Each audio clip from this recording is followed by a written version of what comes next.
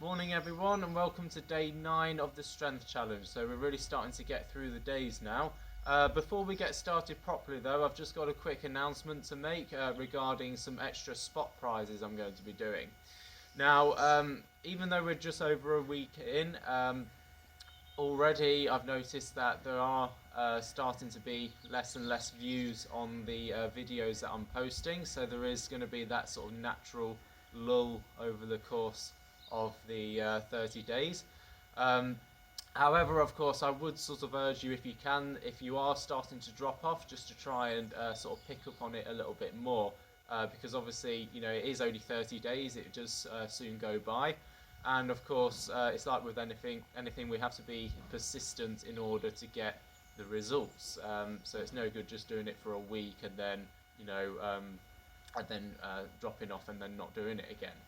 So it's much like if we were to start a new fitness routine, you know, you need to sort of keep working at it over a longer period of time in order to get any sort of results.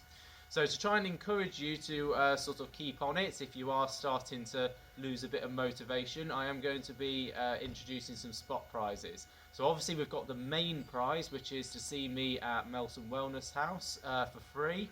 And I'm going to be drawing that sort of later on in the summer, so that anyone who's picking up this series later on can obviously do that.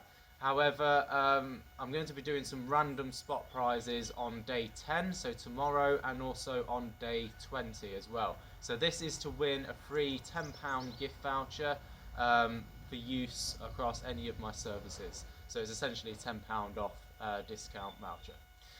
So in order to be in with a shot to win this, you have to like and comment on tomorrow's post, and obviously the same on day 20. So it doesn't matter if you haven't done all of them so far, or you've missed a couple out, but as long as you do tomorrow's, then you will be in with a shot of winning it. So obviously try and pick up on it if you have started to drop off.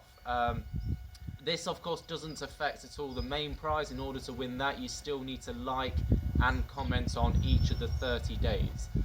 So obviously there's a bit more of a commitment to win that, so hopefully that's a bit of an incentive for you as well. But without further delay, we'll get on to today's exercise. So far in this series, we've been focusing a lot on the upper legs. So we've been strengthening the quads, the hamstrings, the hip flexors, the glutes, and the abdominals. So obviously we've got quite a lot of muscle groups that we've covered already. What we haven't focused on yet though is further down, so in the lower legs and the feet, and that's what we're going to focus on today.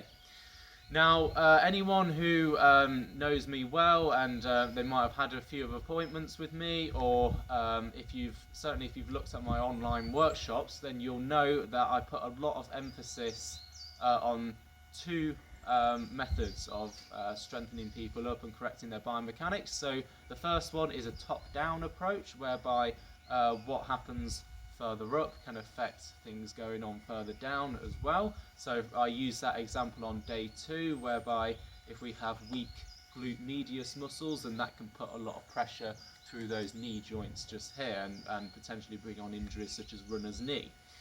Likewise though, we need to consider what we call a ground up approach, whereby obviously if we're stronger in the feet and the lower leg, then that's obviously going to promote healthier biomechanics as we go further up the body.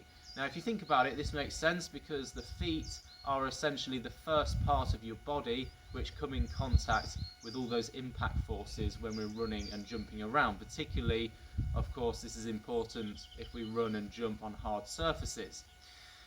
So our feet essentially need to be strong, and there is an argument out there that actually wearing excessively supportive running shoes can also weaken our feet, because we become reliant on an external device to do that support for us, as opposed to allowing our intrinsic muscles in our feet to stabilize us instead.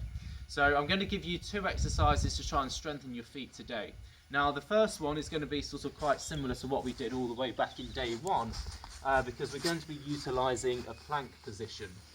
So now this can be done either in the straight arm plank like so, or in the forearm plank position. Again, I really don't mind as long as there's a straight line down from your shoulders to your toes and your bum isn't going to be coming up like this. Personally though, I prefer to do this one in the straight arm position, so that's the way I'm going to demonstrate it today. Now obviously we want to strengthen our feet, so if you want to focus a little bit more on my feet, then what we're going to do is what we call a toe press up.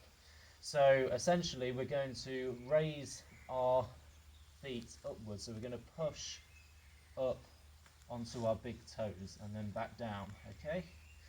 So we're going to go up and down. So this is really important because, again, I've talked about this triple extension movement before in the past, and then obviously the toe is actually really vital when it comes to that triple extension. So in a way it could be thought of as the fourth factor in that triple extension, so it's almost like a quadruple extension really. So this is utilising a mechanism in our foot called the windlass mechanism, whereby we use the strength in our big toe to power ourselves up, and it utilises that elastic energy in the foot to power us along.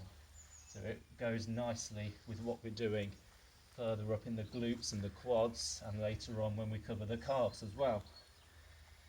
So now this is quite a hard exercise, so I'm starting to fatigue, but if you want to focus back onto my whole body, I just want to cover a important technical point. So a lot of people make the mistake of doing this exercise, and as they go up, they bring their whole body upwards, so they're sticking their bum up in the air. Don't want to do that. We don't want to compensate for the weak muscles, so we need to make sure that the lift is coming pretty much all from those toes and not compensating by lifting up like that. Okay, so if we can aim for about 3 sets of 10 of these, then you should really start to feel that burn in the arch of the foot. So this exercise is really good if you've had a fallen arch for some reason. You might have a naturally low arch, so you might naturally sort of pronate inwards a little bit. So it's good at sort of strengthening that. But also you might have had a fallen arch because of a trauma you might have had. So you might have had an ankle sprain or something like that, and therefore you need to sort of build up that arch strength once again. Now I appreciate that some of you might not be able to do that exercise because if you have had toe problems in the past, it may or may not give you pain when you do that. So I'm going to give you a sort of a more basic alternative to do as well. So for this one, we need a towel. I'm just going to lay that down on our exercise mat. And this is an exercise known as the towel scrunching. So literally you just put your foot on the mat and you try and squeeze your arch so that you're pulling that towel towards you, so you're scrunching the towel up. You can also get really creative and come up with your own exercise. So sometimes I like to put a load of pens on the floor and then just pick up the pen with your foot and then put it to one side and do the same and keep doing that. So that's a good one to do to start activating the arch. But again, just have a play around with that and keep doing this until you can start to feel a bit of a burn. Obviously if it's on carpet it won't work as well, so you might want to do it on a smooth surface, so maybe on your kitchen tiles or something like that. Okay, so there's a couple of things for you to play around with there. So again, let me know how you get on, like and comment etc. on today's post, and remember to comment and like tomorrow's post as well, because that will potentially win you a spot prize. Okay, take care and I'll see you tomorrow.